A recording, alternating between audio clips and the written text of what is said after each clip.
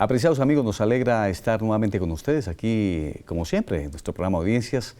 Es un programa que hacemos para fortalecer la pedagogía en derechos humanos en Colombia. En el día de hoy tenemos invitado al doctor Carlos Augusto Oviedo. Él es un amigo muy querido, profesor de la Escuela Superior de Guerra, abogado, catedrático universitario, máster en Derecho Penal Internacional, máster en Asuntos Políticos y Contemporáneos de la Universidad de Italia. Doctor Carlos Augusto, nos alegra que esté con nosotros aquí en nuestro programa Audiencias. Senador Espíndola, un placer estar aquí con usted en este espacio tan importante, donde se hace un importante aporte al país en la pedagogía en materia de derechos humanos. Bueno, entrando en materia, doctor Oviedo, ¿qué son los derechos humanos?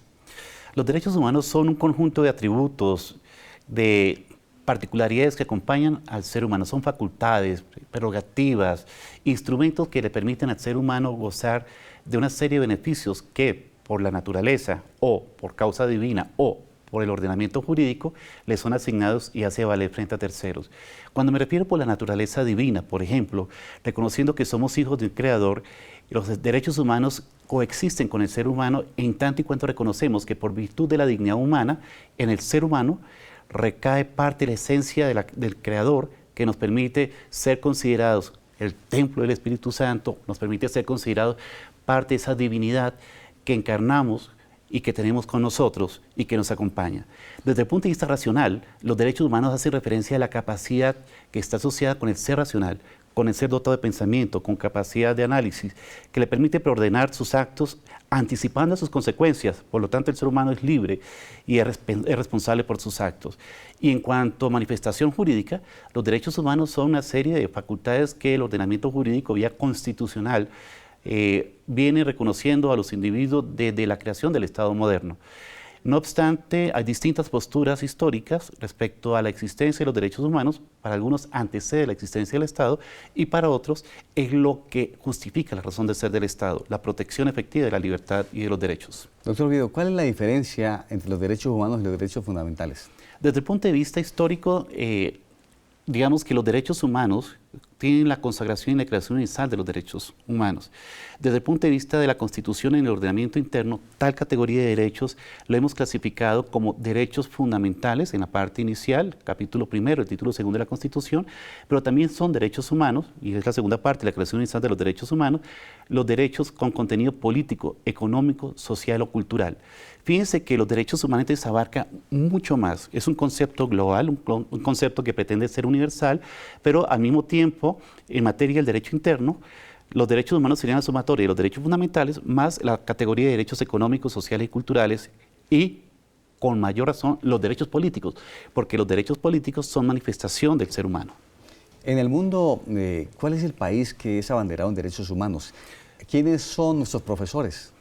Digamos que en el catálogo de derechos humanos han contribuido en el desarrollo de la civilización occidental muchas naciones. Podríamos decir que los derechos pueden tener su raíz en la Declaración de los Derechos del Hombre y el Ciudadano en la Revolución Francesa, pero yo veo una simiente más fuerte incluso en Estados Unidos en la Constitución Americana.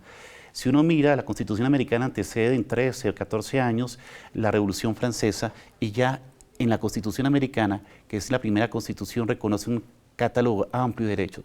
Pero si uno quisiera ir más atrás, Gran Bretaña o Inglaterra en su momento, cuando se estaba consagrando la creación, la consolidación del Estado moderno, del Estado-nación en Inglaterra, el Bill of Rights en 1688 y algo que se remonta a la Carta Magna de 1214, nos podrían decir entonces que Reino Unido o Gran Bretaña o Inglaterra han aportado de manera significativa a la construcción de los derechos humanos. Si tuviéramos unos maestros, podríamos decir en ese orden histórico que tendríamos de más lejano, más cercano, me devuelvo, tendríamos Inglaterra, Estados Unidos y Francia como, digamos, los padres de este discurso ético superior que pretende encarnar la filosofía de los derechos humanos. Colombia, ¿cómo está hoy en materia de derechos humanos? Es decir, ¿hemos avanzado o somos un país progresista en la defensa de los derechos humanos o al contrario?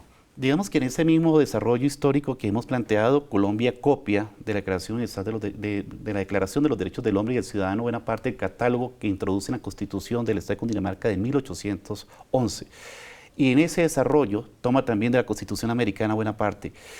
Pero a hoy, lo que se ha visto es una evolución constante del desarrollo histórico y social colombiano. Los derechos humanos en la Carta Constitucional, como están consagrados hoy, recogen múltiples esfuerzos que se han dado a lo largo de estos años. Desde la fundación de la República, en el año de 1810 hacia acá, podemos ver que en Colombia se han venido sistemáticamente consolidando los derechos.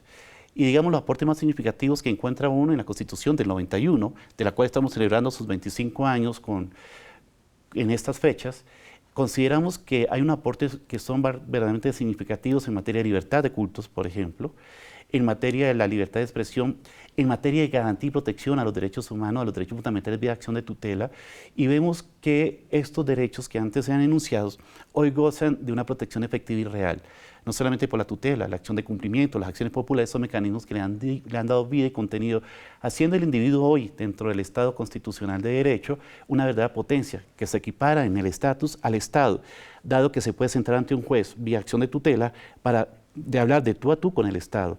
Y hoy reconocemos al individuo como un sujeto del derecho internacional, pero hoy, a la luz del derecho constitucional y gracias a los avances en materia de derechos humanos, los individuos pueden estar en condición de igualdad que el Estado para reclamar sus derechos. Claro, una de los avances, creo yo, más significativos que logramos con la Constitución del 91 es que pasamos de lo que veníamos en la Constitución del 86, de un Estado de Derecho, y nos constituimos en un Estado social de derecho.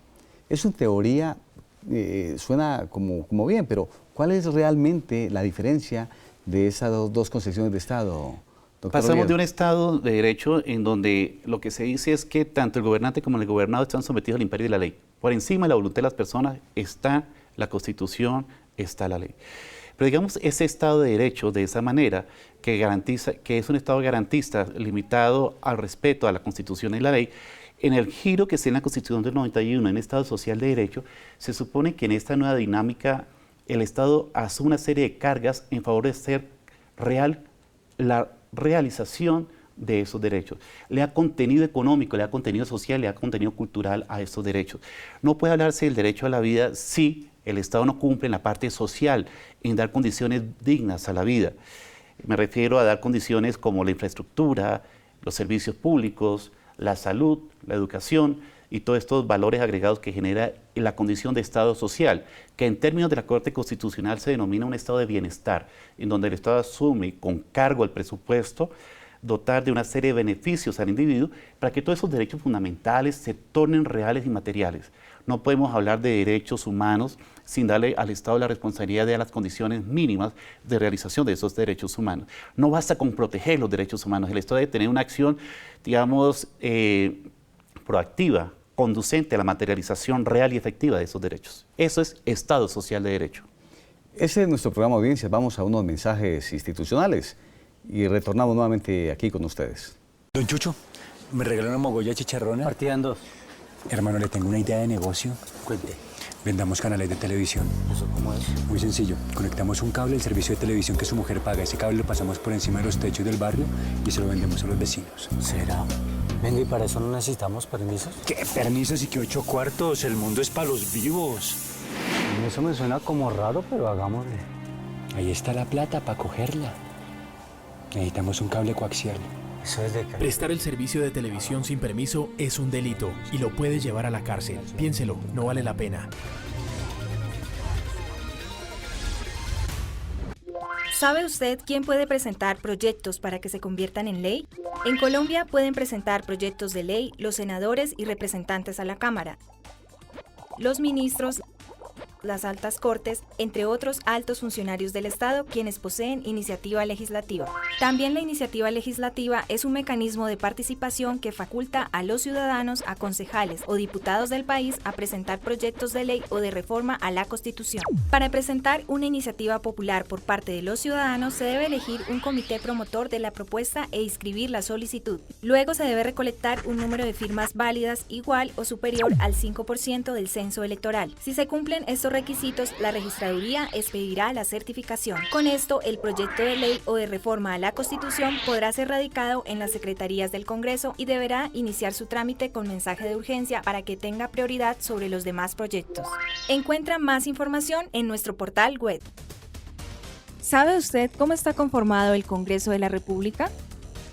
El Congreso de la República está conformado por 2 cámaras, el Senado con 102 miembros elegidos a nivel nacional y la Cámara de Representantes compuesta por 166 integrantes elegidos en los departamentos. A su vez, el Congreso está dividido en 7 comisiones constitucionales que se especializan en temas para facilitar el trámite legislativo y de reforma constitucional. Entre los temas más relevantes que tratan las comisiones son la Comisión Primera, Reformas a la Constitución y Derechos Fundamentales. La Comisión Segunda trata temas internacionales y de seguridad nacional. La Comisión Tercera, Impuestos y Crédito Público. La Comisión Cuarta, Presupuesto. La Comisión Quinta, Temas Agrarios y de Medio Ambiente. La Comisión Sexta, Servicios Públicos, Educación y Cultura. Y la Comisión Séptima, Salud y Vivienda. Encuentra más información en nuestro portal web. Este es nuestro programa de audiencia, es un programa que hacemos con el propósito de fortalecer la pedagogía en materia de derechos humanos. Hoy el invitado es el doctor Carlos Augusto Oviedo, un abogado, catedrático, magíster en Derecho Penal Internacional, bueno, una cantidad de maestrías y una hoja de vida brillante por demás. Doctor Oviedo, ¿cuál es la diferencia, o mejor, existen derechos fundamentales más importantes que otros?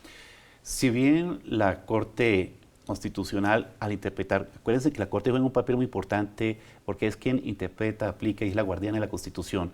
Nos ha recordado que todos los derechos fundamentales tienen una categoría más o menos similar. Sin embargo, al momento de ponderar, establece algunas diferencias entre ellos, diciendo que para dirimir una situación en donde hay conflicto de dos derechos, debe dársele prelación a unos a otros. En esa categoría ha considerado, por ejemplo, que el derecho a la vida está por encima de otros derechos. El derecho a la libertad es un derecho fundamental que prima sobre otros derechos. Pongo un ejemplo. Cuando entra en conflicto, por ejemplo, la libertad de expresión contra el derecho a la intimidad, como se haría en un caso en donde un medio de comunicación divulga algo que va en contravía de los derechos individuales, la Corte Constitucional ha dicho, mire, aquí hay que sopesar la necesidad de información versus el derecho a la intimidad, y en muchas ocasiones ha dado prioridad al derecho a la intimidad. Entonces, si bien todos los derechos fundamentales pertenecen a una gran categoría, al momento de hacer ponderación, podría considerarse que hay unos por encima de otros. Pero ¿en qué momento se da, digamos, esa clasificación frente a casos puntuales, donde se trata de establecer qué prima en caso que haya conflicto entre dos personas o haya conflicto entre derechos que están involucrados y que afectan a más de un individuo? En ese momento se compensa, se pondera, se sopesa qué puede ser prioritario y se le da razón a quien tiene, digamos, mejor derecho. Estos días la Corte inclusive se había pronunciado al respecto de los derechos colectivos. ¿Son más importantes los derechos colectivos o están por arriba los derechos fundamentales? Digamos que esta clasificación de derechos fundamentales, derechos económicos, sociales, culturales y derechos colectivos viene de una categorización que son fruto de la evolución a lo largo de la historia. Digamos que los primeros derechos que se reconocieron fueron al individuo en cuanto que éste era un ser humano. Y esos derechos llamamos derechos individuales, libertades individuales o derechos civiles. En una segunda categoría, en un momento histórico, corresponde a los derechos económicos, sociales y culturales, que acompañarían más a la Segunda Revolución Francesa o a un momento a mediados del siglo XIX, en el cual empieza a reconocerse que el individuo no solamente es un individuo aislado, sino que está inmerso en una sociedad y que tiene unos derechos que tienen trascendencia más allá de su vida individual. Y esos derechos son de corte laboral, por ejemplo, son de carácter solidario, son de carácter social, tales como la salud, la educación, la misma justicia, la seguridad. Empieza a reconocerse otros valores que empiezan el individuo a reclamar, ya no solamente para él, sino para su conjunto más inmediato, que es la sociedad. Y una tercera evolución de estos derechos serían unos derechos colectivos que están asociados más al medio ambiente, a la protección de, digamos, de un nuevo estándar de derechos humanos que estaría asociado con la protección de esta nave interplanetaria que nos asiste, que es el planeta Tierra. No olvidemos que estamos en el mundo sideral, transportados a velocidades muy vertiginosas recorriendo este mundo, y hay que cuidar esa nave interplanetaria, donde deje funcionar, deje de ser viable. No hay vida, no hay sociedad, no hay individuos. Por lo tanto, me devuelvo, los derechos colectivos, los derechos sociales, económicos y culturales y los derechos individuales son un conjunto de derechos que están relacionados y que corresponden a categorías distintas de periodos donde se han venido haciendo estas conquistas y que el Estado debe proteger. Doctor Oviedo, ¿Cuál es la diferencia entre los derechos humanos y el derecho internacional humanitario? Los derechos humanos son aquellos que se tienen por ser humano. Y los derechos humanos los tenemos todos los individuos en todo tiempo. En tiempo de paz, en tiempo de guerra. Nadie le puede ser desconocido el derecho a la vida, salvo que, y aquí vamos a hablar de un tema que es bien importante, y es que ese relativismo de los derechos tiene que ver en el contexto histórico, en el momento en el cual se desarrolla y se presentan la reclamación de estos derechos. De los derechos humanos existen en todo tiempo y lugar. Tiempos de paz, tiempo de guerra. Sin embargo, en aras de humanizar el conflicto armado, la comunidad internacional ha venido reconociendo una serie de derechos que son propios de los combatientes y de la población civil que termina afectada por el combate. Dicho esto, entonces los derechos humanos son en todo tiempo para todas las personas y el derecho internacional humanitario se aplica para las personas que están en un contexto histórico en un momento determinado, que es el conflicto armado. Y eso refiere a que el derecho internacional humanitario, que tiene una parte en el derecho de la guerra, que se da el derecho entre los combatientes para humanizar el conflicto, y otro componente que es la protección a la población civil, que es lo que llamamos personas protegidas por el VIH. El derecho internacional humanitario, a diferencia de los derechos humanos, tiene un propósito específico, la humanización del conflicto, mitigando hasta donde se puede el dolor y el sufrimiento causado por el conflicto armado. Y la importancia en este momento histórico del VIH tiene que ver con que Colombia quiere poner fin a más de 52 años de guerra, de conflicto armado, en donde una porción de la población minoritaria ha retado al Estado, que tiene su fuerza legítima representada en instituciones de la fuerza pública y que tiene que contener. Y es por ello que yo decía que hasta el derecho a la vida, que es un derecho fundamental de la máxima importancia, puede ser relativo, porque en el caso del conflicto armado no se puede desconocer que hay muertos. Y por eso hay que poner fin al conflicto, para que no haya muerte, no haya lesiones, no haya desaparecidos, no haya más violencia. Y esta razón explica por qué a la luz del derecho internacional humanitario, por ejemplo, es lícito dar una baja en el conflicto, en el combate, cuando se da en un enfrentamiento, con reglas claras del enfrentamiento. En este contexto también es bueno resaltar que el derecho internacional humanitario lo que hace es profundizar y fortalecer la protección de los derechos humanos, porque está diciendo que aquellos que, aunque no están metidos en el conflicto, porque no son combatientes, vamos a llamarlos población civil, no deberían estar afectados, terminan vulnerados. Ellos tienen derechos humanos también, los combatientes tienen derechos humanos, pero el VIH lo que hace es reforzar la protección efectiva de los derechos humanos en el contexto del conflicto armado a quienes sufren en carne propia el fragor del conflicto o de la guerra. Doctor Oviedo, ¿dónde aparece el derecho internacional humanitario? Es decir, ¿de dónde surge? ¿Cuál es la génesis de esta figura jurídica y de defensa, además, y de regulación de los conflictos armados? Digamos que la génesis puede remontar a 1874 aproximadamente, cuando surge el Comité Internacional de la Cruz Roja.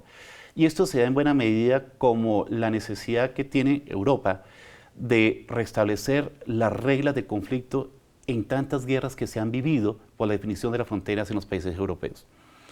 Durante este tiempo se trató de establecer, vía convenios de La Haya, reglas de encuentro que debían limitar el uso de la violencia, incluso en la guerra misma.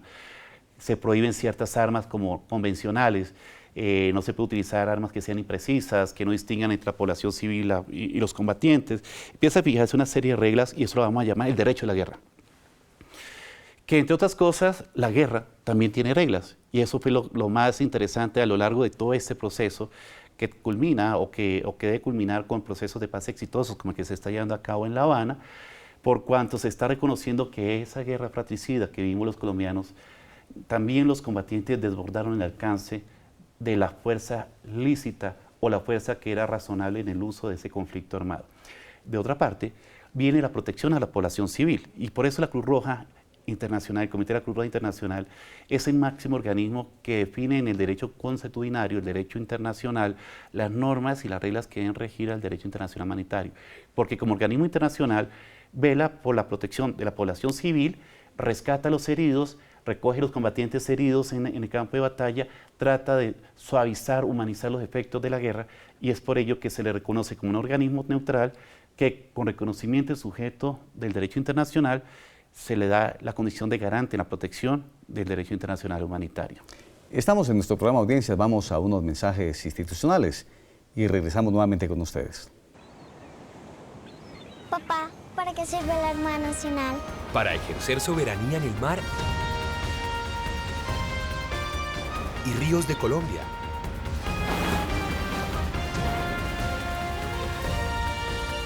La mayoría de fronteras de nuestro país son marítimas y fluviales. Por eso hacemos presencia en los puntos más distantes para mantener la integridad territorial de Colombia. Estamos para proteger a todos y cada uno de nuestros pescadores, para que el comercio marítimo fluya, para que Colombia cuente con fronteras seguras. En la Armada Nacional ejercemos soberanía con absoluto respeto. Armada Nacional. Protegemos el azul de la bandera.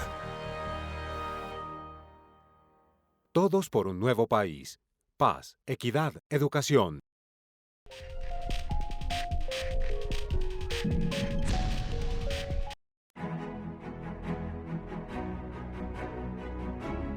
Cátedra CAEL 2016. La Cátedra CAEL es un espacio académico creado por el Centro de Investigaciones y Altos Estudios Legislativos del Congreso de la República para que funcionarios de la institución y de otras instituciones de los órganos del poder público, así como profesionales y estudiantes de diversas disciplinas, puedan acceder al conocimiento de los temas que trata el órgano legislativo en Colombia. La Cátedra CAEL refleja la apertura del Congreso al entorno nacional, formando y promulgando el saber legislativo. Es transmitida por el canal Congreso para llegar a todas las regiones de Colombia, cimentando la importancia de la defensa de la democracia, el respeto, la aceptación y la legitimidad de las instituciones sobre la base de un proyecto de entendimiento nacional en paz, reconciliación y equidad para todos. Cátedra CAEL 2016. ¿Sabe usted cómo se hacen las leyes en Colombia? Según la Constitución y la Ley Quinta de 1992, estas pueden ser estatutarias, orgánicas y ordinarias. El procedimiento se puede dividir en 3 partes: iniciativa, debates y sanción. ¿Quiénes pueden presentarlas? Cualquier congresista, algunos altos funcionarios del Estado y los ciudadanos a través de la iniciativa popular. Después de presentado el proyecto de ley, este debe superar 4 debates en el Congreso. Estos debates inician en una de las comisiones de acuerdo a la temática del proyecto de ley. Luego pasa a ser debatido y votado en la plenaria de la respectiva Cámara. Posteriormente, el procedimiento de debate se repite en la otra Cámara. Al ser aprobado en los 4 debates, el proyecto de ley debe ser sancionado por el presidente para que entre en vigencia y se convierta en ley de la República. Encuentra más información en nuestro portal web. ¿Sabe usted cuáles son las funciones del Congreso? El Congreso de la República de Colombia desarrolla múltiples funciones esenciales para el funcionamiento de nuestra democracia. Estas son asignadas por la Constitución y la ley. Tiene, entre otras funciones, la función de reformar la Constitución mediante actos legislativos. Además, crea, modifica y anula las leyes. Así, el Congreso establece, por ejemplo, cómo se van a invertir los recursos de los colombianos. También tiene la facultad de citar a ministros y a otros funcionarios públicos para indagar, obtener información y exigir acciones frente a su gestión. El Congreso elige a algunos de los altos funcionarios del Estado. Además, puede, si es el caso, investigarlos y juzgarlos. Encuentra más información en nuestro portal web. Volvemos nuevamente aquí a nuestro programa Audiencia. Doctor Oviedo, usted con un grupo de jóvenes en su momento también acompañó el proceso de la séptima papeleta, y lo digo porque hoy estamos cumpliendo 25 años de haber firmado el 4 de junio la nueva Constitución del 91. Cuéntenos un poquitico cómo en la nueva Constitución quedó inserto ese compendio de derechos fundamentales que son hoy carta de navegación para todos los colombianos. No debemos olvidar que la Constitución tiene 2 partes que son relevantes: la parte orgánica, que es lo que la forma y estructura el aparato estatal, y digamos la parte filosófica o dogmática que recoge todo lo que son los derechos fundamentales, los derechos individuales. Esto por cuanto el individuo es la medida y razón de ser del Estado. A la luz de esta premisa, lo que se hizo con el movimiento estudiantil de la séptima papeleta en su momento fue revisar particularmente estos componentes de la Constitución. Acuérdense de dónde veníamos en ese momento. Hace 25 años, ubiquemos en el año 1991, 2 años antes, había dado un debate muy intenso en materia política que había terminado con la muerte de varios candidatos presidenciales. No podemos olvidar la muerte de Luis Carlos Galán, de Bernardo Jaramillo Ossa, José Antequera, incluso Ernesto Samper, Jaime Pardo Leal, entre otras significativas figuras, Carlos Pizarro León Gómez, por ejemplo. Todo esto nos puso de manifiesto que estamos frente a una amenaza real, que es el narcoterrorismo. En ese momento el narcotráfico, encabezado emblemáticamente en uno de sus líderes, que fue Pablo Escobar, pero también Rodríguez Gacha, desarrollaron como táctica de guerra ultimar, acabar, exterminar con la dirigencia política de nuestro país. Esta juventud, que en ese momento estábamos cursando carreras universitarias, sentimos que si no interveníamos, no íbamos a encontrar un futuro cierto para nosotros. Hicimos conciencia de una cosa, y es mi invitación también a los jóvenes de hoy. Cuando nos preguntamos quién es el futuro de nuestra patria, muchas veces pensamos y miramos a los jóvenes como si ellos fuesen el futuro. Y quiero decirles que no son ustedes el futuro, ustedes son el presente de Colombia. Y por esa razón y bajo esa premisa, en este movimiento estudiantil, aquejados por todos estos factores que están atentando contra la institucionalidad, ante la debilidad del Estado para contener estas amenazas, surge el movimiento estudiantil, que se denominó el movimiento estudiantil de la séptima papeleta. Esto fue un hecho histórico, dado que al margen de los movimientos políticos, los jóvenes sentimos la necesidad de intervenir y actuar y ser actores no convidados de piedra, sino actores de primer orden en la reconstrucción de esta sociedad. Sin protagonismo, curiosamente, porque fíjense que durante el proceso del debate político, inicialmente tuvimos la resistencia de los partidos políticos. Cuando vieron que la figura iba cogiendo forma y desarrollo, los partidos políticos cooptaron esta iniciativa. Y es por eso que el movimiento estudiantil no fue el más representado en la constituyente. Si ustedes se acuerdan, nada más tuvimos 2 figuras emblemáticas del movimiento estudiantil como constituyentes activos. Los demás fueron de otros movimientos sociales. Claro, nuestro gran amigo Fernando Carrillo, ministro de Justicia y Interior, que ha tenido un desarrollo tan importante y que ha dado tanto aporte a este país. Pero también quiero mencionar que justamente lo que nosotros sentíamos era la necesidad de recuperar el Estado, los mecanismos de participación y por sobre todo los derechos fundamentales, los derechos civiles. Sentíamos que necesitamos una sociedad más incluyente, que permitiera que la sociedad fuese más activa, que tuviera mayor participación, y promovimos la figura de la democracia participativa. Creímos que era necesario fortalecer los instrumentos de justicia y buscamos fortalecerlo a través de la creación de la Fiscalía General de la Nación. Quisimos quitarle el monopolio a los órganos políticos en el manejo de la política monetaria, crediticia y cambiaria, y se lo dimos, o se creó por cuenta de la Constitución del 91, la Junta Directiva del Banco de la República, entre otros aportes importantes. Que ha sido un éxito además, claro, que la política monetaria la maneje una institución independiente del gobierno. Claro, y esto ha permitido, digamos, reducir la inflación a niveles tolerables para una nación como la nuestra. Esto ha permitido equilibrar la política macroeconómica con la política fiscal que está a cargo del gobierno. Entonces, fíjense que por un lado tenemos un órgano técnico en lo político, en la parte política económica, y también está la capacidad de manejo que tiene el Estado a través del gasto presupuestal, que lo hace el gobierno, lo cual equilibra estos dos intereses para lograr no solamente mantener el poder adquisitivo de los colombianos, sino lograr el pleno empleo o buscar por lo menos manejar las tasas de desempleo que son tan importantes también para una sociedad y una economía junto con su crecimiento económico. Pues bueno, doctor Oviedo, ha sido muy interesante haber estado con usted. El tiempo es demasiadamente corto, así que tenemos que invitarlo para que nos acompañe nuevamente a otro programa de audiencias. Cosa que apreciaría mucho. Doctor Espíndola, gracias por la invitación y gracias por tener este canal tan importante que se transmite a toda la sociedad. Qué bueno hacer pedagogía por los derechos humanos y qué bueno entender que la mejor manera de garantizar los derechos humanos es un ambiente de paz, porque nada daña y nada afecta tanto a los derechos humanos con la muerte y la de sangre como la que hemos vivido a lo largo de estos 52 años de conflicto armado. Muchas gracias. Queridos amigos, de esta manera hemos llegado al final de nuestro programa Audiencia. Los invitamos la próxima semana a esta misma hora y por este mismo canal para tener una charla más sobre la pedagogía en los derechos humanos. Muchas gracias y que Dios les bendiga.